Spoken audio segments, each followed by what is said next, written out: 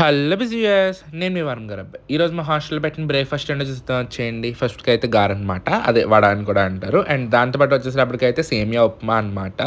And అలాగే దాంతో పాటు సాంబారు అండ్ అలాగే ఆమ్లెట్ పెట్టాడు.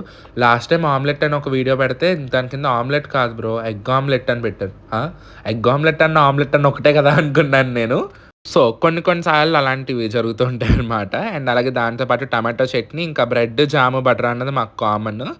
ఇంకా ఈరోజు మెనూ వచ్చేసప్పటికి అయితే ఇదేనండి. ఇంకా టేస్ట్ వచ్చేసప్పటికైతే గారె టేస్ట్ అయితే గనుక చట్నీతో చాలా బాగుందనమాట. టమాటో చట్నీ. ఎప్పుడు గారె, టమాటో చట్నీ టేస్ట్ ట్రై చేయలేదు కానీ బాగుంది. అండ్ అలాగే సేమియా ఉప్మా టేస్ట్ కూడా బాగుందనమాట.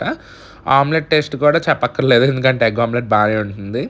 బట్ అన్నిటికన్నా నచ్చింది ఏంటంటే ఈ సేమియా ఉప్మా అనమాట. టేస్ట్ అంతా కొంచెం డిఫరెంట్‌గా అనిపించింది. అండ్ అలాగే ఈ మధ్యన మిమ్మల్ని లైక్ చేయడం కదా అని చెప్పి బొత్తిగా లైక్ చేయడమే మానేశారు. ముందైతే వీడియోకి లైక్ కూడా చేసేయండి.